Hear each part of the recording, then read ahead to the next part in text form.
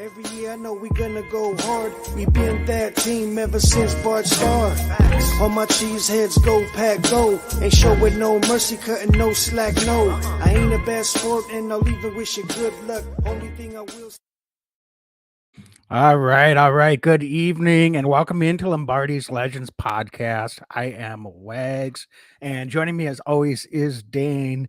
Coming off of a big week one victory, the Green Bay Packers take care of Chicago Bears in Chicago yesterday afternoon, 38-20. We are recording this live here on Monday evening on our Instagram. We're also live on Twitter, X, Facebook, and YouTube. So, folks, if you're jumping on to join us here this evening, go ahead and say hello and put your comments and questions in the chat. Any thoughts that you have on the game, we'll try to get to them throughout the show. But Dane, first of all, how you doing this evening, man, after a big week one win for the Packers? Wags, what's up? Could not be happier. Incredible win. What's up, Jay Hustle, our dude, the theme intro. I see him on our Insta right away. Dude, I couldn't be happier. Packers go down to Chicago and just take care of business, especially in the second half. We saw toughness out of this team. Frankly, we saw a bit of an edge that I haven't seen in a minute. And I'm just so darn proud of the guys going down there. All the national pundits saying all this stuff about the Packers. And, all they did is they go down and take care of business again in Chicago, beat a division rival, start the season. Not easy to do. So I'm doing great. Excited to talk Packers with you. Excited to, see the chats coming everywhere, and just let's enjoy it, man. Jordan Love takes care of business, gets his first W as starting quarterback of the Green Bay Packers, and hopefully the first of very many. Yeah, for sure. And of course, I would be remiss if I didn't let everyone know we're being brought to you by our sponsor, Leap Spirits, this evening. And Dane, so folks, if you want a victory martini Monday, Leap Spirits is a great way to go. Dane and I are going to have a victory New Glarus beer here this evening. So definitely want to celebrate the win, and excited to get into it. So, Dane, before we get started, though, it's live. We'd be remiss as well. Apparently, Aaron Rodgers carted off the field here as we speak in the Jets game against the Bills. So I know you were scanning the socials to see if you had any information or updates on that. We're not watching the game as we're recording this episode, but just instant reaction to that. That's crazy news that Aaron maybe has a pretty significant injury already at the very start of the season for the Jets. It's remarkable. And we've talked all offseason that we're not going to talk about, guys that aren't on the team much, right? But this does have a massive impact on the Packers, right? Not only was he franchise quarterback forever, and we're not heartless individuals here on the podcast. We have a lot of love for the guys that won a lot of games for us. But also, reminder, 65% was the magic number and is the magic number. Aaron Rodgers can play 65% of snaps. Packers get a first-round pick. If he plays less than 65% of snaps, Packers get a second-round pick. So that's a huge difference in the NFL. So yeah, it's early. It's Monday night. We're watching this live, and not sure what's going on exactly since we're not watching the game. But massive blow if anytime the cart comes out. Hopefully for his sake, for Aaron's sake, it's a precaution. Remains to be seen how serious it is. But my jaw hit the floor when our phones were just going off right before we went live here from friends, family, fellow Packers fans saying, "Are you watching this game?" So pretty remarkable stuff. Yeah, so if we get more updates as we go, certainly maybe have some more commentary, but not much we can do other than wait and see what type of information or updates that we get as those are filtering through. So, Dane, let's get into the Packers, though. As you said, this is a Packers show. We won week one, and I think it's a good place to start is on the offensive side of the ball. Jordan Love's first start as a QB1. Obviously, he started against the Chiefs a couple years ago, but full-time starter here. offense started, pretty well actually. After a big stop by the defense on the Bears' first possession, they go for it on 4th and short, and systematically able to work down the field. Picked up a couple nice third downs.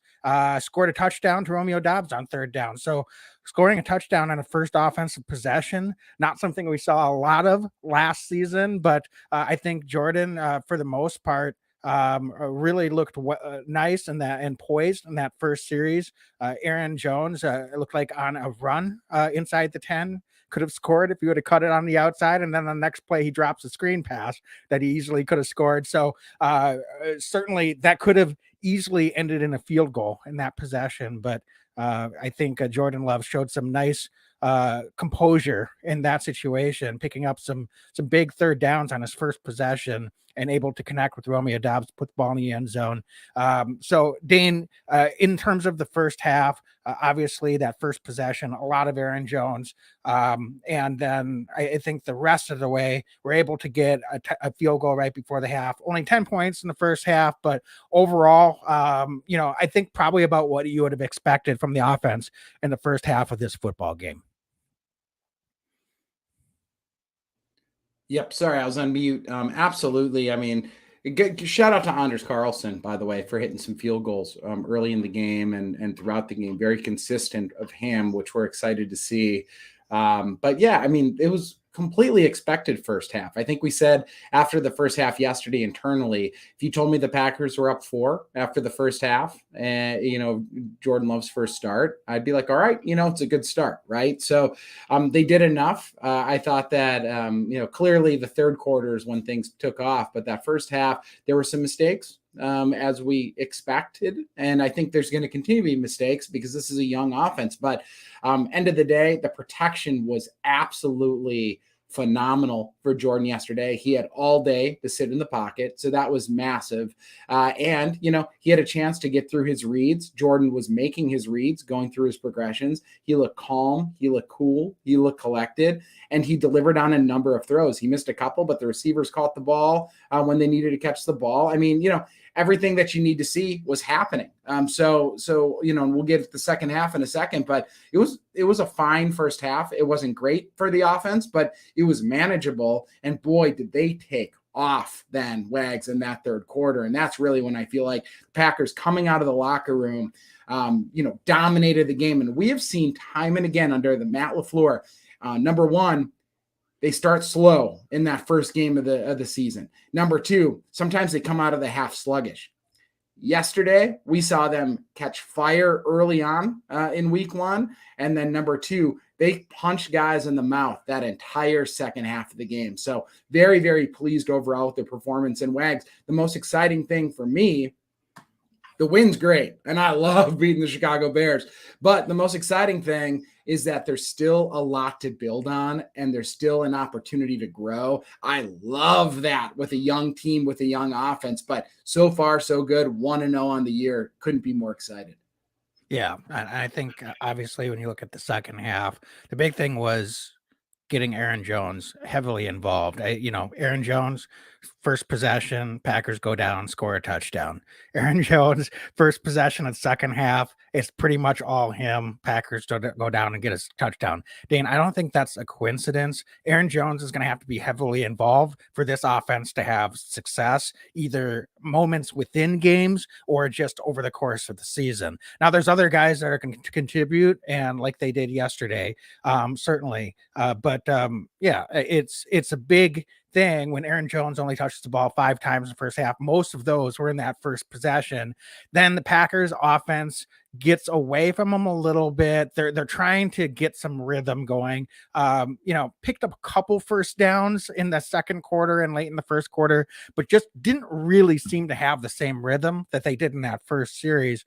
Thankfully, though, I think Coach LaFleur obviously made some good adjustments at halftime, came back out in the second half, like you said, and really reestablished, I think, what the game plan was. And that made a big difference in Packers being able to come out of the half, get a big touchdown, and put a little bit of distance between them and the Bears. Certainly the game wasn't over at that point, but that was a big big, I think, series to be able to set the tone for the rest of that second half.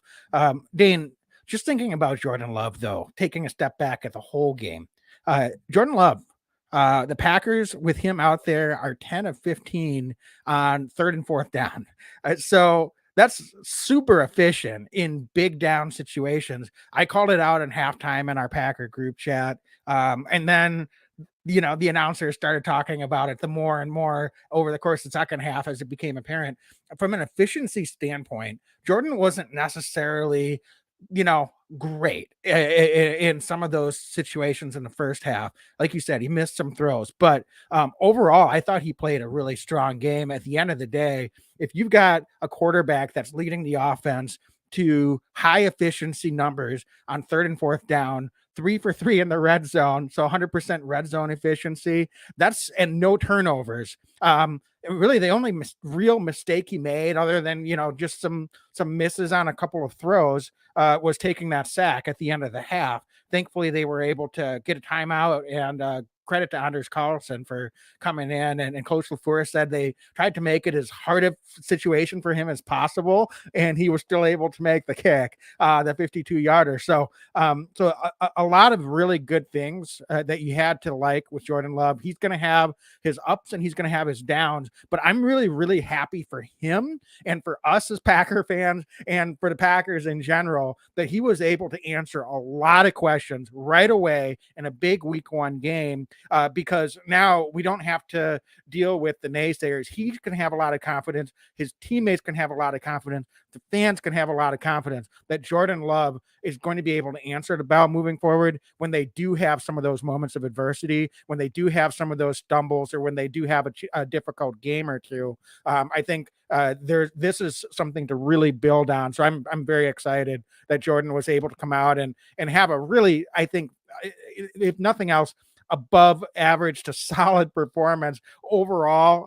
And there was a lot of things that about his performance that you can be excited about. Yeah. I mean, I'll tell you what, you make your living in this league, in the National Football League, on third down, and then you get rich on fourth down. And Jordan yesterday, did everything you could hope for. He was so calm in very pressure-filled situations. And Wags, out of all the plays that I think that we saw yesterday, the one that just stuck out to me, and maybe, of course it's a little flashy, but the composure on the fumbled snap, and he picks the ball back up.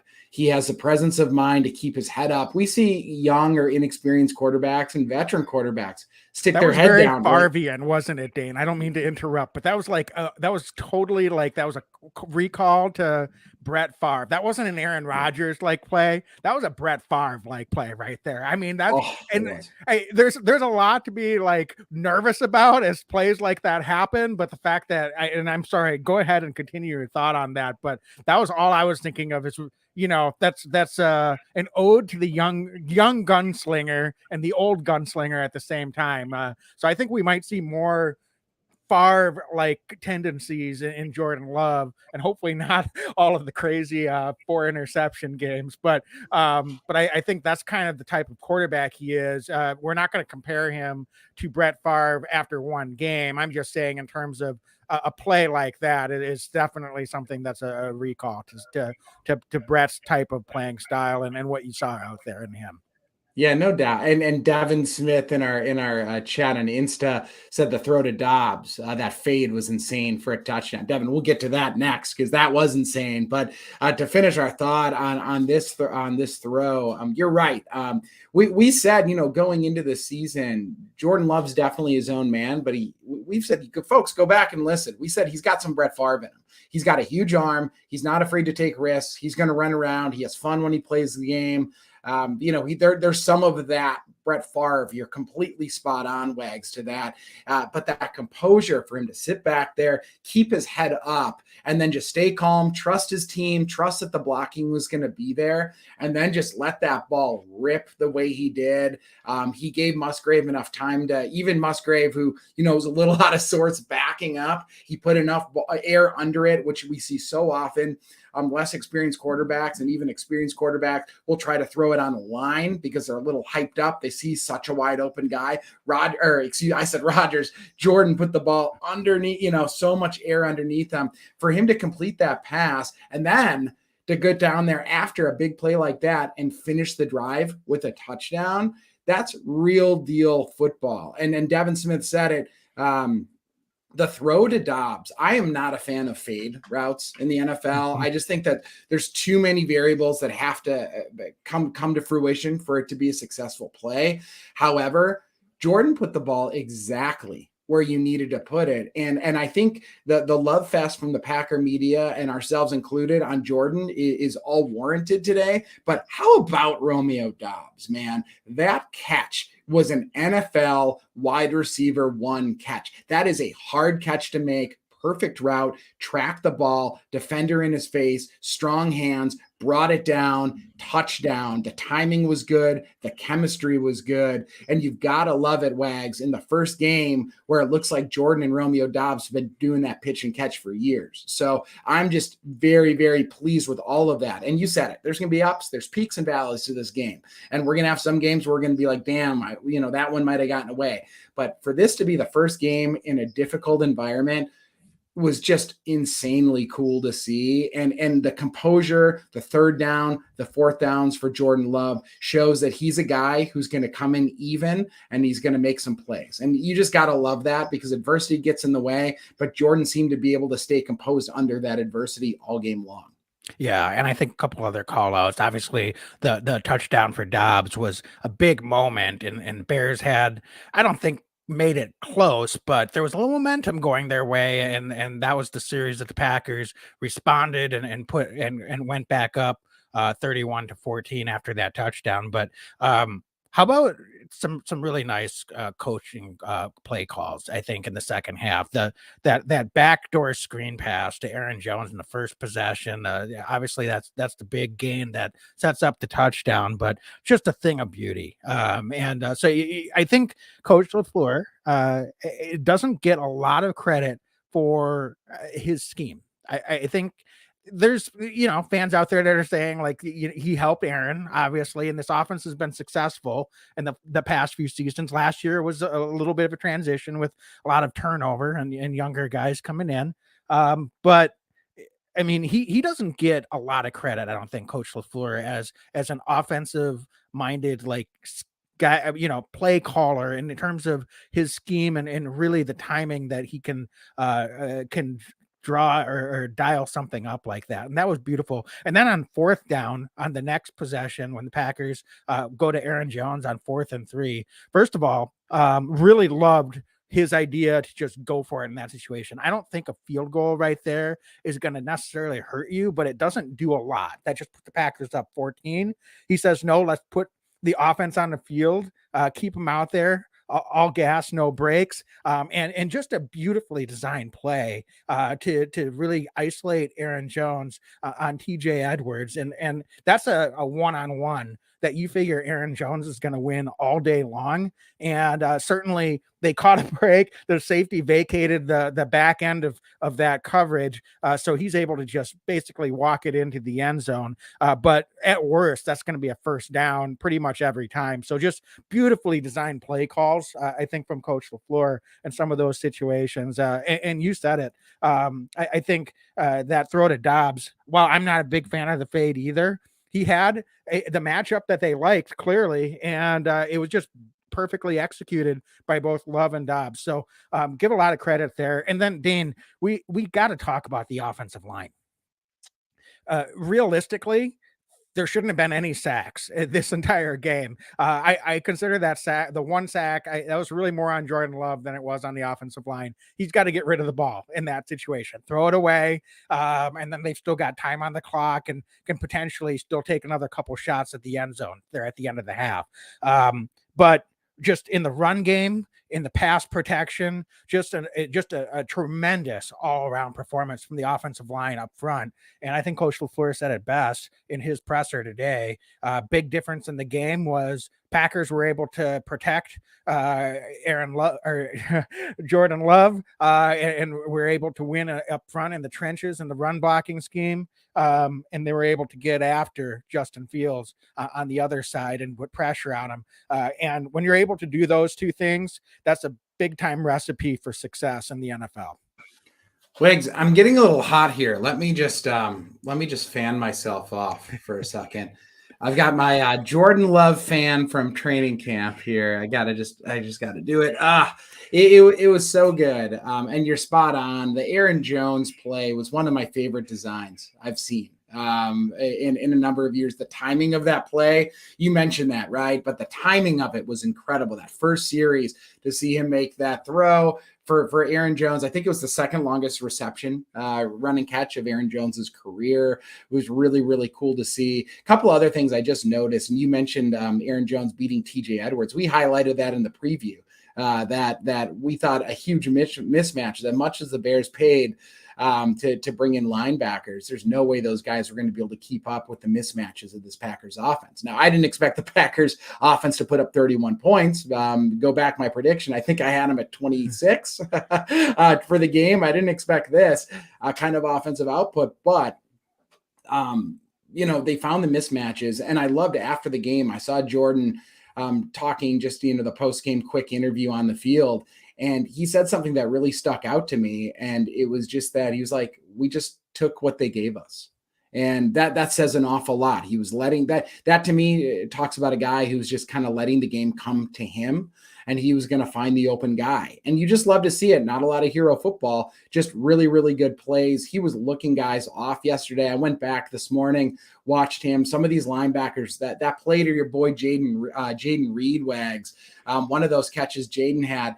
Linebackers, he's Jordan Love is staring down a linebacker, and this backer jumps the coverage looking like, oh, I'm going to get a pick. And right when he jumps, Jordan throws it completely opposite direction at Jaden Reed. So, he's using his eyes to pull the defense off of the appropriate receiver that he was going towards. It's all these little things, right? The progression, you got to love that. So all of that to say, it was a great day. The offensive line afforded him that opportunity. Some weeks, I would say, let's give a game ball to the offensive line. I'm still probably going to say that, but with it being Jordan's first game, it was just, he was too damn good in such a tough situation coming in to start the year. And I'm going to say one other thing, and it might sound silly, but I'm just going to say it.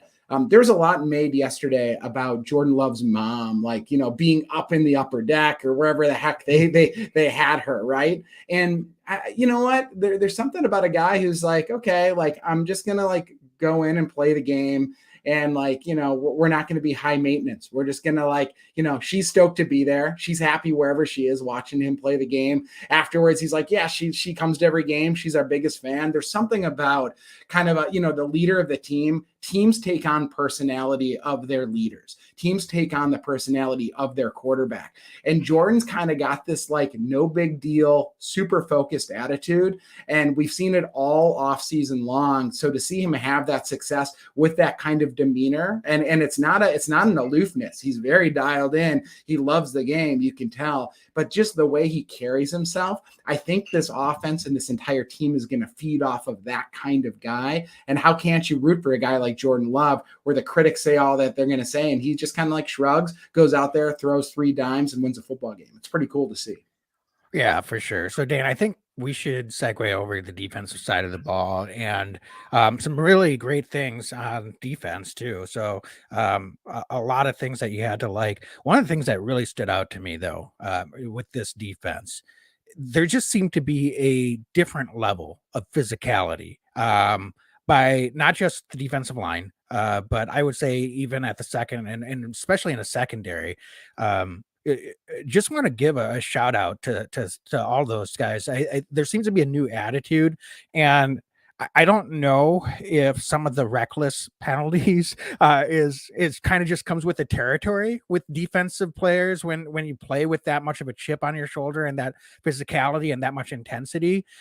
Certainly, you don't want to be giving the opponent, several 15-yard penalties and giving them a chance to go down and get right in scoring range, as they did in third quarter. Now the Packers were way ahead at that point. But I'm not saying that as a negative or pejorative. They've got to clean that up a little bit.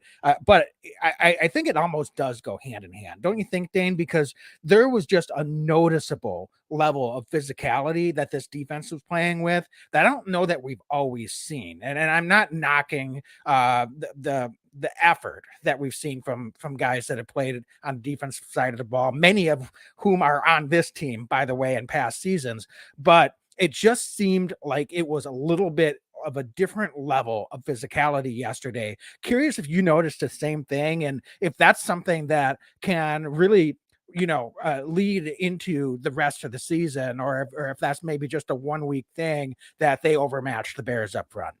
I mean, it's a great point, Wags, and you're right. I mean, late in the game or later in that game, I look at the series with Quay Walker, where Quay had he had the interception for the touchdown, but leading up to that play on third down, Wags, that entire series was kind of a departure a little bit from some of the past seasons. On the first down, Fields runs it up the backside of the offensive line. Devontae Wyatt, second year, first round pick, just stuffs him right at the line of scrimmage. Second play, Fields tries to throw it out to the flat, and Jair absolutely lights up a wide receiver like he's nothing. Jair pops up. The receiver's still on the ground. Jair pops up like, okay, come at me again.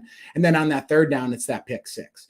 And, that was kind of the game. We saw, somebody I want to give a shout out to is Darnell Savage. Savage played really good football last year. We've been critical of him. I think a lot of fans in Green Bay Packer country have been critical of Darnell Savage over the course of his tenure in Green Bay. We said late last season, when he earned his starting job back, he was kind of letting the game come to him a little bit more, and not trying to do too much. And yesterday, he continued that. He was Wags. Was that the most physical you've seen Darnell Savage play? He looked in his element yesterday. I don't know what they were doing exactly that's different with Coach Barry, but Savage looked not only more engaged in the game, but also like significantly more physical. He was sticking his nose in there. And I mean, did you see that as well? I really genuinely curious your take, because Savage, I thought, looked like a much different player yesterday than we had seen maybe early in 2022. Yeah, he was attacking the line of scrimmage. I think he had a couple nice tackles in some of the screens that they were trying to run. He also came up and had a couple tackles and run support, and was playing with physicality.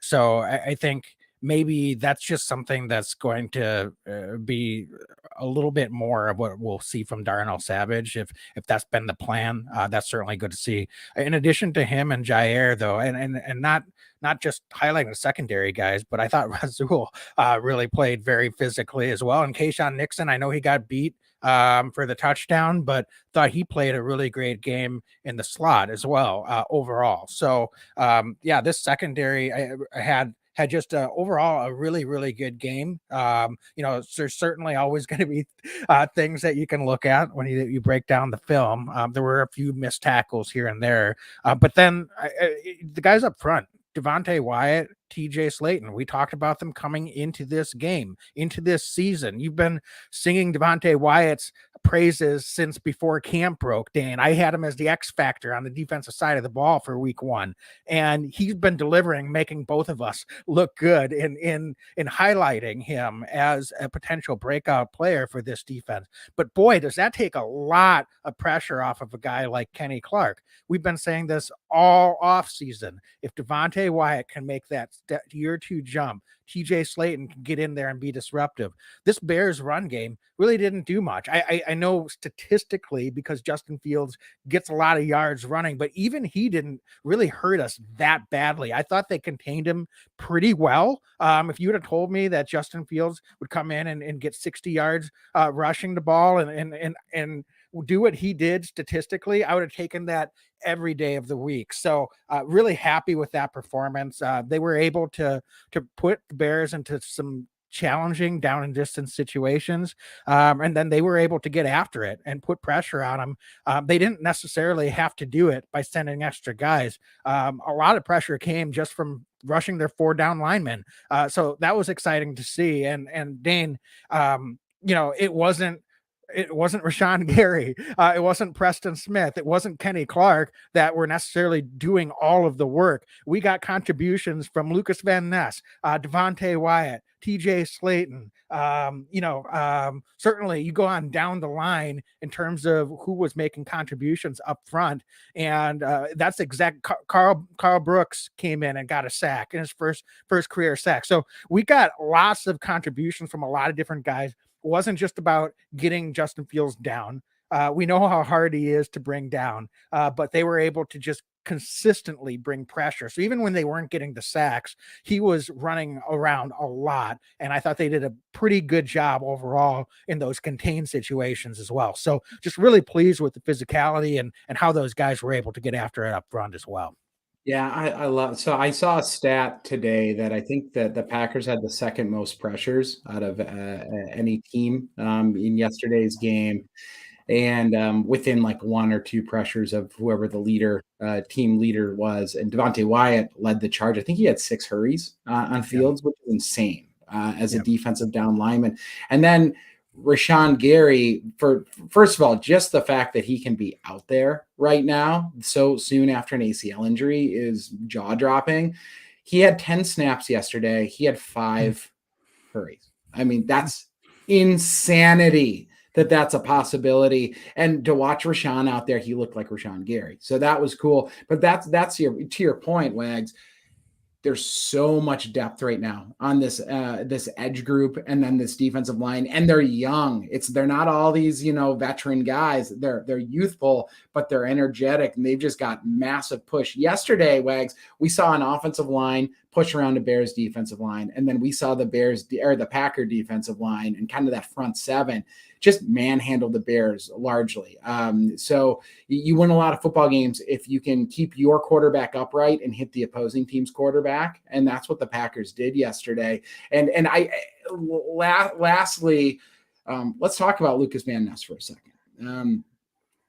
Coming in his first NFL game, how impressive was that for him? The angle and the speed. Van Ness is 265, 270 pounds to be able, Fields, as frustrating as Justin Fields was and kind of getting away from some defenders yesterday, some of that I was like, well, that's how he makes a living, right? Like he runs around, he does that to everybody. It's not unique to the Packers.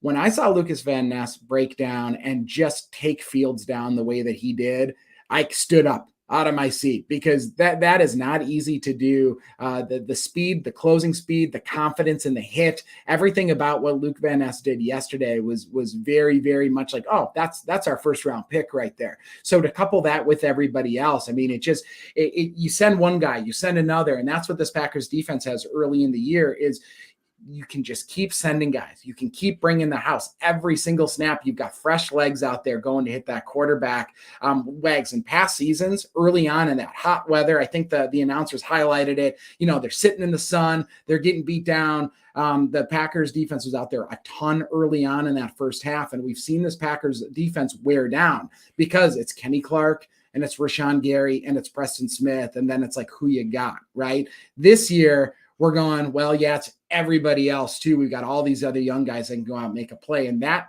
depth and that ability to attack the quarterback and attack the run game is going to pay off in spades for the Packers, not only in week 1, but going forward. Yeah, you just look at it. Packers played 5 defensive linemen yesterday. Carl Brooks had the least number of snaps with 29, and TJ Slayton had the most with 40. So I get that, they were getting some extra snaps for Carl Brooks and Colby Wooden in particular out in the fourth quarter with the Packers comfortably ahead. That said, that's a significant difference. Last year and previous seasons, Kenny Clark was 60 plus snaps. You couldn't take him off the field because we would just get completely steamrolled anytime he had to come off the football field. And even when he was out there, we didn't have a lot of depth or a lot of guys that we could trust to win those battles up front, particularly in the fourth quarter. So that's just fantastic to see. And I couldn't agree anymore. Clearly, when you look at that play, I think Justin Fields was pretty surprised that Van Ness was able to run him down too, because he kind of looked at him. I mean, he was well aware of where he was, and he's like, I'm just going to get to the corner and outrun this guy like I do most everyone in that situation. But Van Ness, they call him Hercules for a reason. That dude is just, not only the speed and the nimbleness, but he's got that arm span, and there wasn't any way that he was going to allow Fields to get around the corner on him. So that was really cool to see for sure. So Dane, any other thoughts on the defense? I think you touched on Quay Walker's touchdown. Think of beauty. I'm a little disheartened for him that he got the shot to the head and is in the concussion protocol now, as of right now in this recording. So hopefully he can come back to health. You never like to see a guy get a shot as he's making a big play, but still though, just an awesome interception return. Read it really well. Was able to break some tackles. It looked like if Quay Walker is not taking a shot, that we might have to find a way to get the ball in his hands a few more times. I know there was some joking on social media that they might have to get him in some punt return situations. I don't know about that, because we'll talk about special teams. I really like my guy back there yesterday too, but certainly some kudos to Quay Walker for making a big play in that moment and really putting the Bears away. Yeah, I think just to kind of put a green and gold bow on this defense, Joe Barry, how about it, man? Super aggressive, great game plan yesterday. These defensive coordinators, when things go rough, fans want their job, and when things go right, it's about everybody but the defensive coordinator. So we got to give Joe Barry some love, because much more aggressive scheme, I thought, in week one than what we saw last year, and that's incredibly encouraging. The Packers were playing in the face of the wide receivers of the Bears. Watching the alignments yesterday, I did not see cornerbacks 9 yards off of the wide receiver, off the line of scrimmage. They were up there. In fact, I think we got called for a penalty or two because of the aggression, but I'll take that every day of the week, because we were jamming those wide receivers at the line of scrimmage pretty regularly, and it paid dividends. So shout out to Joe Barry, because that was really, really good. And then it was just a team effort. I thought it was a really good team defense, and it's fun when you're getting after the quarterback. It makes for a really fun afternoon. So yeah, but kudos to Joe Barry and the entire defense, because that defense looked bought in yesterday. Yeah, I mean, and just to really just put a fine tune on it for me, I think one of the things that really stands out is their prize acquisition, DJ Moore, 2 receptions for 25 yards. Chase Claypool, who they traded for in the season last year, no receptions. Cole Kmet had some receptions, but really it was Justin Fields, and he didn't look like he had a lot of help out there for some of the guys that they went out and thought they were going to get big contributions for. It was Roschon Johnson, I thought, the rookie for the Bears, was really the one guy that looked like he was a little bit of a chip on his shoulder and is someone to look out for down the road. But yeah, that's fantastic when you're able to shut down all of those other potential contributors on the Bears as well. So, Dane, some real quick thoughts before we get into our Cheeseheads players, big cheese players of the week. Special teams, Anders Carlson, we said it before, nails the big 52-yarder. Obviously, he makes all his extra points. Good stuff there. Certainly, we didn't have a lot of opportunities for Keyshawn Nixon in the return game. So that's always a good thing when there's not a lot of opportunities there. But he looked good back there in the ones that he had. But really, I thought the big thing on special teams, coverage looked good. Dan Whelan, huge leg, great noon Huge time. leg. Now we just need to work on getting those 60 yarders to being like 54 yarders when we're trying to pin them deep. And that's easier said than done. I'll take the touchback, I guess, more often than not if that's the trade-off. But great stuff in the punt game. And then certainly you've got to give a lot of credit to my boy in the punt return game. So Dane, it just looked really good and solid on special teams. I know we've had a lot of young guys coming in and contributing there, particularly in return and coverage. But some really nice stuff that I saw out there from special teams as well. Yeah, and your boy indeed, Wags. I put it on our Insta that outside of the friends, family, and teammates, I'm not sure if Jaden Reed's had a bigger fan than Wags here on the podcast. And to watch Jaden Reed yesterday, both on offense but also as a punt returner, what I like about Reed, Wags, is he catches the ball and he sets himself and then takes off. I noticed it twice yesterday. The ball hits his hands, and he's not just running to run. He's doing it with purpose. He's doing it with, he catches the ball, and I watched him set his feet, and he scans the field quick, and then he just takes off. He finds his hole. He trusts his blockers, and he takes off upfield, not side to side, upfield. And there's something about that punt returning, I think, gets this bad rap of like, oh, you just need a fast guy out there and they're going to do their thing. And it's like, no. You need somebody that has good vision. You need somebody that has a good feel for special teams. And yesterday, Jaden Reed showed why he's back there returning punts and not Kayshawn Nixon right now. I mean, Jaden Reed played really, really strong games and looked like he got hurt late, but it sounds like it was just cramps. Thank goodness, because we're going to need this guy. But kudos to you. You saw it early on. You thought Jaden Reed was going to be a difference maker. And in week one, man, he was electric as a punt returner for the Packers. Yeah, I said it right after they drafted him. We didn't even have him in OTAs yet, and I knew I was going to love this guy. So I'd rather be right than wrong. And another guy that's, I think, made us look good. So, Dane, Big Cheese players of the week. There's lots of different directions we could go with this, and I'm just going to jump in. Offensive side of the ball. You could easily say Aaron Jones. He's someone I really think turned the tone in this game. Big reason why they were able to get out and score a touchdown in that first series. Obviously, big part of getting a couple of touchdowns in the first couple of series in the second half. But I'm just going to go ahead and give it to our new QB1, Jordan Love. It's not necessarily going to be an every week thing, but just got to give him so much credit for the composure that he played with, really delivering strikes on third and fourth down, making big plays on those money downs when it really mattered, spreading the ball, as you said earlier, going through those multiple progressions, pulling defenders away from his intended targets, really just playing the game the way that you would want for a mature quarterback, much less someone out there. I know he's not a rookie, but he's making, his second start technically, but first start as QB1 of the Green Bay Packers, going into our biggest rival in Chicago. And I just thought he just looked so comfortable out there. And so for that reason, I just got to go ahead and I'm going to nominate Jordan Love as our offensive big cheese of week one. I second that. Jordan Love, definitely a big cheese week one. Gotta love what Jordan did. You said it all, man. He QB1 played in a big game right away, national TV audience like it was nothing. Jordan Love, QB1. Yep. So honorable mentions, obviously, game balls, Romeo Dobbs, pretty much the entire offensive line, Aaron Jones, all of those guys just did some great work yesterday as well. So, Dane, I'll let you lead off on the defensive side. Who's your big cheese?